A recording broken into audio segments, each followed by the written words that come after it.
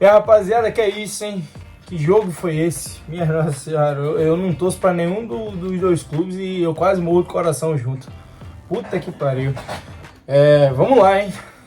Semi de Libertadores, mata-mata de Libertadores, Maracanã. E assim, um jogo que teve todos os ingredientes para um grande mata-mata de qualquer cenário europeu aí. Todos os ingredientes a gente pode citar aí. O fator torcida, o fator ambiente do Maracanã, parece que o Maracanã ele joga sozinho. O fator tático, duelo tático entre os dois treinadores.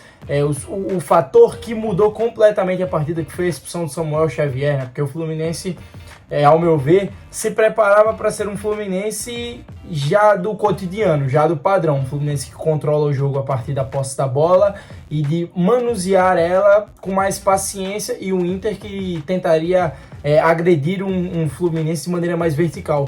Com a expulsão do Samuel Xavier, tudo se inverte, né? O futebol é foda por isso, por conta dessas imprevisibilidades. Bom, e ao meu ver, o Inter ele começou melhor, tá? O Inter começou melhor, começou pressionando mais, encaixou um bloco de marcação alto que deixou o Fluminense em dados momentos, no início do jogo, um pouco desconfortável.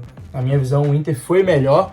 Só que sabe aquilo que eu falei outrora aqui sobre o gol mental, que é uma das lacunas mais difíceis de você preencher, uma janela mais difícil de se fechar dentro do futebol?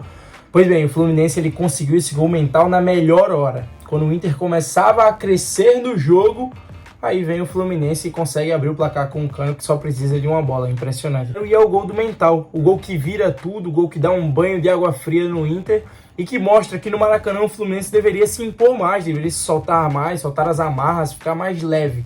E aí vem aquele Fluminense que a gente já conhece, um Fluminense que tenta resolucionar os seus problemas por meio de tabelas curtas, por meio de associações e aproximações, um toque em movimento. O Fluminense começou a aglomerar um pouco mais no setor da bola, só que aí é onde tá também, né? Olha só, ninguém é 100% nada. O Fluminense ele não é um time 100% funcional, como muitos dizem por aí, e nem tem time no mundo que é 100% uma coisa ou outra.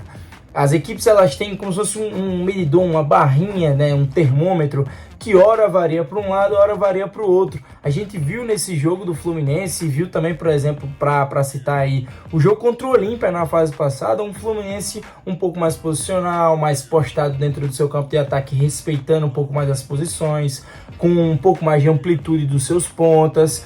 Fluminense que vai se adaptando e vai mostrando que tem variações para vários tipos de momentos no jogo. Mas aí o futebol é foda, né? Com a roda gira que tu nem vê. E aí quando o Fluminense achou que iria levar pro intervalo um resultado de 1-0, uma vantagem que deixa o time estabilizado emocionalmente e mostrando para a torcida que sim, conseguiu reverter aquele início de mais pressão do Inter e ter um bom desempenho na primeira etapa, e estava tendo sim. Aí o banho de água gelada é no Fluminense, a coisa gira e muda completamente de figura. Vem uma expulsão pro lado do Fluminense, o Fluminense passa a ter um jogador a menos numa partida extremamente importante. E ainda no primeiro tempo vê o Inter empatar o jogo e ir pro intervalo com um empate que fica um gostinho de vitória e que dá um recado claro de que o Inter ia vir gigantesco pro segundo tempo, e foi isso que aconteceu. Aquilo que era esperado. O Inter vem pro segundo tempo gigante, querendo encurralar e empurrar o Fluminense para trás. O Fluminense se vê obrigado a mudar, fazer alterações que fossem preservar um pouco mais o seu sistema defensivo. E a gente viu durante um certo tempo, na segunda etapa, um Fluminense que até tentava sair daquelas garras do Inter, mas é foda, velho. 1-, é uma situação fodida, porque quando você tá sem a bola, vai ter alguém sobrando sempre. Quando você tem a bola, sempre vai ter alguém com a marcação dobrada, né, em cima de você. E aí o Fluminense tentava, mas é muito difícil de sair dessa situação. E aí o Inter foi, encurralou e conseguiu. Teve um gol anulado, e aí o segundo gol do Alan Patrick, o gol validado, o Inter passa à frente no placar. Só que aí toma uma postura que não me agrada, que é a postura de ter a vantagem no placar, uma vantagem que era parcial, estar com um a mais dentro do campo e ainda ter jogo para rolar, e o Inter baixar um pouco o seu nível, baixar um pouco o desempenho, baixar um pouco tudo ali, a atmosfera do jogo. E aí para mim é errado.